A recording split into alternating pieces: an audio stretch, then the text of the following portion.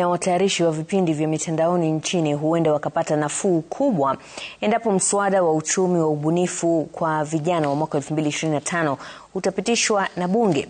Katibu wa Wizara ya Masuala ya Vijana na Uchumi wa Ubunifu Fikirini Jacobs amesema mswada huo uliowasilishwa kwa kamati ya bunge la kitaifa kuhusu michezo unalenga kukuza, kudhibiti na kuwezesha sekta hiyo kuingiza mapato zaidi. Aidha, anasema unapaswa kuwalinda vijana wenye vipaji dhidi ya watu wanaowatumia vibaya.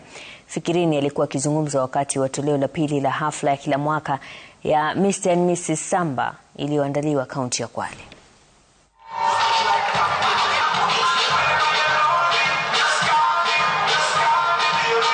Ili tu encourage innovation pia na authenticity ya mawazo ya vijana huku pia mashinani.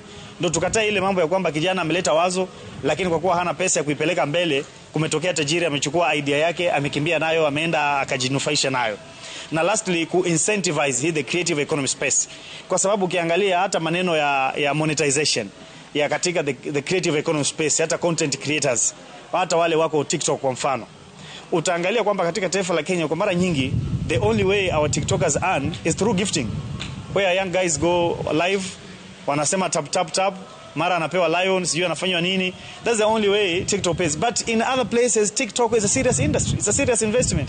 It's something which has produced millionaires in the US, for example, dollar millionaires. Kwa sababu si kila mwana kijana ataweza kupata degree na diploma labda ajiriwe na serikali, lakini tunaamini kwamba creative economy au vijana wakitumia talanta zao wanaweza pia kujitengea biashara na pia kuajiri wengine.